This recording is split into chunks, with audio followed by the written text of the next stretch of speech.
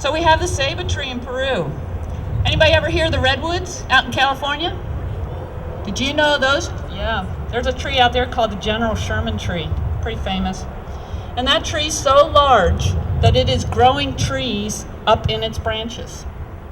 It is so big and the branches are so large that trees can actually grow on the branches of the General Sherman tree.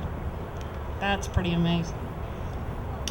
I also had the good fortune of going out to Oklahoma and seeing a tree called the survivor tree.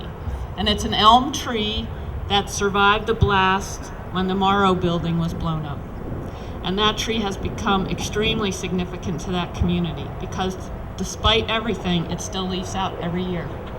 So you can see trees have all kinds of meanings depending on their history and what they've experienced with us. Does anybody know what the Y oak is? Anybody ever hear the Y oak? That's our state tree, right?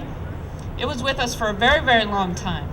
And even more locally, we had the elm tree over at George Washington headquarters. It was with us for a very long time. And we've actually replanted that tree. And we heard about J. Sterling Morton too today. And he did have this big old house out in Nebraska.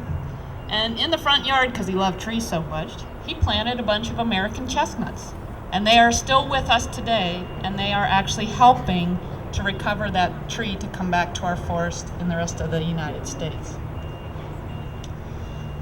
Having the chance to visit all these big trees has, I've been very fortunate, and that's a pretty cool thing.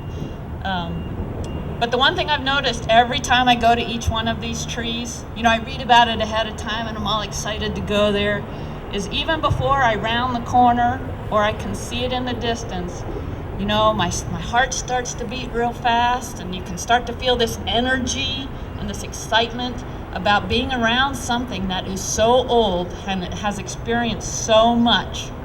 So I want you guys to think about that, or maybe pay attention when you're around trees to see if you can feel that too. And then you'll share that tree passion with me.